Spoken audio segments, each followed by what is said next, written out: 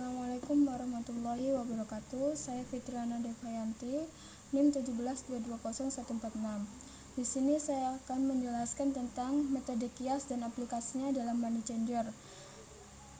Guna memenuhi tugas ujian akhir semester mata kuliah Masail Fiqhiyah. Sebelumnya saya akan menjelaskan tentang definisi money changer. Money changer adalah tempat pertukaran atau tempat jual beli mata asing. Money changer merupakan tempat alternatif untuk menukarkan uang selain di bank karena ada sebagian orang yang enggan mencari lokasi bank di negara lain.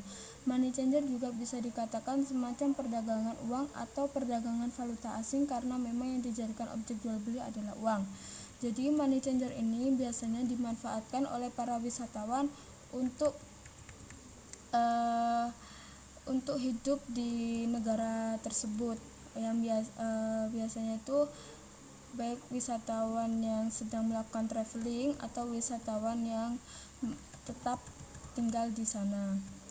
Kemudian kias menurut bahasa Arab artinya menyamakan, membandingkan atau mengukur, sedangkan para ulama usul fikih menjelaskan bahwa kias adalah menetapkan hukum suatu kejadian atau peristiwa yang tidak ada dasar nasnya dengan cara membandingkannya kepada suatu kejadian atau peristiwa yang lain yang telah ditetapkan hukumnya berdasarkan nas karena ada persamaan ilat antara kedua kejadian atau peristiwa tersebut.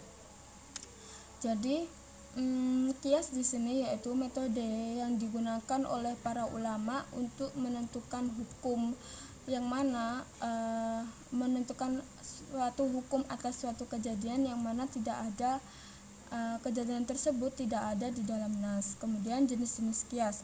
Jenis-jenis kias di sini ada 3. Yang pertama kias al-aulawi, yang mana kias ini hukum far'unya lebih tinggi daripada hukum aslinya.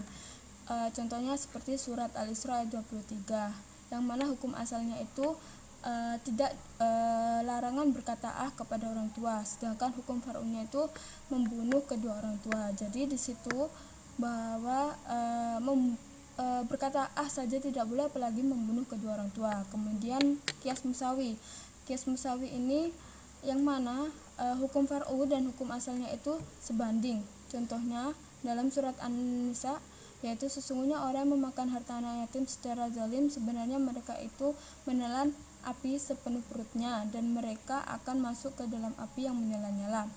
Nah, hukum far'unya yaitu membakar harta benda anak yatim. Kemudian yang ketiga kias al-adna. Kias al-adna ini yang mana kiasnya itu lebih rendah daripada hukum asalnya. Contohnya itu seperti khomer, larangan minum khomer. Nah, sedangkan yang saat ini yaitu seperti narkotika, miras dan yang lain-lain. Nah, itu tidak diperbolehkan. Kemudian rukun kias di sini ada 4. Yang pertama al-aslu, al-far'u, al-hukmu dan ilat. Al-aslu ini yang mana yaitu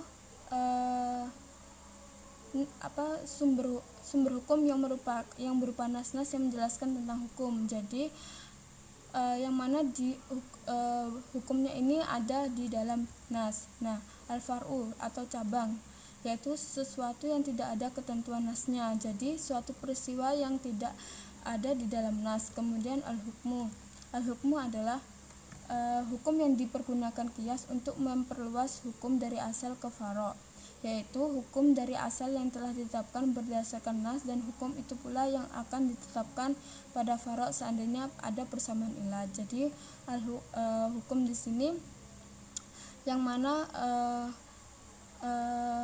kejadian yang ada di dalam nas disamakan dengan kejadian yang ada di cabangnya, atau disamakan ilatnya, atau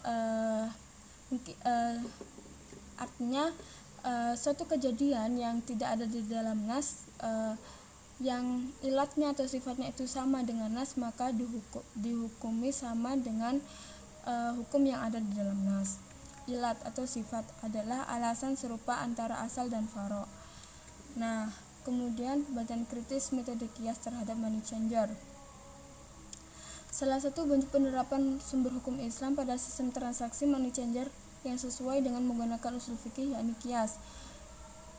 Seperti yang dijelaskan di atas, qiyas itu menetapkan suatu kejadian yang tidak ada di dalam nasnya tersebut. Nah, ini money changer ini dianalogikan dengan pertukaran gandum dua barang sejenis pada masa Rasulullah SAW, sesuai dengan hadis Nabi, yaitu juallah emas dengan emas, perak dengan perak, gandum dengan gandum, syair dengan syair, kurma dengan kurma, dan garam dengan garam, sama dan sejenis serta secara tunai. Jika jenisnya berbeda, juallah sekehendakmu jika dilakukan secara tunai. Jadi di sini hukum asalnya itu bai'ud dhihab bidhihab, sedangkan far'unya itu bai'us sorfi atau money changer. Kemudian hukum asalnya itu ibahatu bai'ud dhihab bidhihab aliyat biliyat. Nah, ilatnya di sini ada dua pendapat. Pendapat yang pertama itu Hanafi dan Hambali, yang mana menurut Hanafi dan Hambali di sini ilatnya itu ditimbang dan ditakar. Kemudian pendapat yang kedua yaitu Maliki dan Syafi'i, yang mana menurut Maliki dan Syafi'i yaitu alat tukar. Jadi di sini money changer merupakan alat tukar, alat pertukaran uang dengan uang negara, umpama uang negara Indonesia dengan mata uang negara lain, seperti itu. Jadi hukumnya boleh. Nah, ketika melakukan transaksi money changer, biasanya itu dikenal kalau di bank itu dikenai cash atau cash dimintain bayaran. Nah, bayar cash tersebut dimaksudkan dengan ijarah upah. Jadi akad yang digunakan dalam transaksi money changer ini yaitu ijarah, berupa ijarah. Nah, berdasarkan hadis di atas bahwa Rasulullah memperbolehkan menukar barang yang sejenis berbeda kecuali dilakukan secara tunai. Tampaknya hadis tersebut sangat relevan jika dijadikan pedoman untuk transaksi pertukaran mata uang dalam money changer jika dilakukan secara on the spot.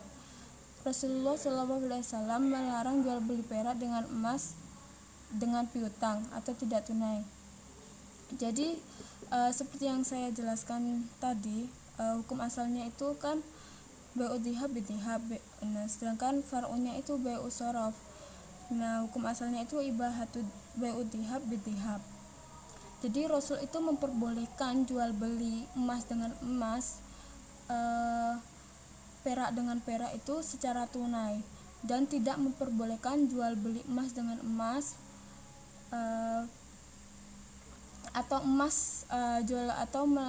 jual beli perak dengan emas secara piutang atau tidak tunai. Mungkin ini yang bisa saya jelaskan, kurang lebihnya saya mohon maaf.